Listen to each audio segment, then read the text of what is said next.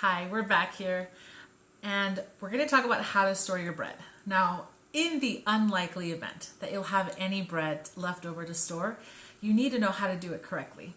I have here about half a loaf of that everyday sourdough that we just made, and I'm fighting my kids off, keeping them away from it so that they don't eat it, just so I can make this video and then they can have the rest of it. So let's say that you've baked it and you've enjoyed it and you still have some left over. Okay, the best way to store this bread overnight and for another day is to store it in a paper bag, just like a sandwich bag, okay?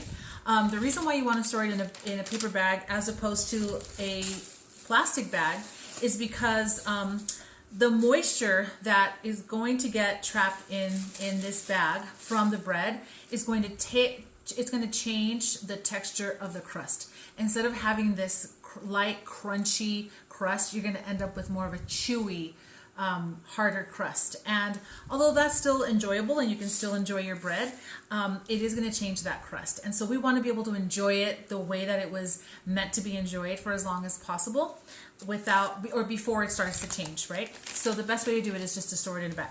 So open your bag, stick it in, and then I just clip it down. I get a clip and I clip it and make sure that I roll it down a couple of times so that air isn't getting in, right? So you're gonna clip it, you're gonna roll it a couple times, clip it, and then just set it on your counter overnight.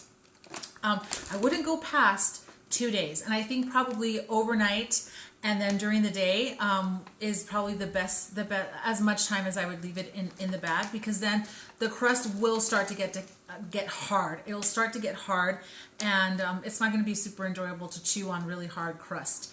So after that, though, you can just put it in one of these bags. This is a twist tie storage bag that I got at Walmart, and it comes with these little twisties, and this is a fine way to store it afterwards, but not at the beginning.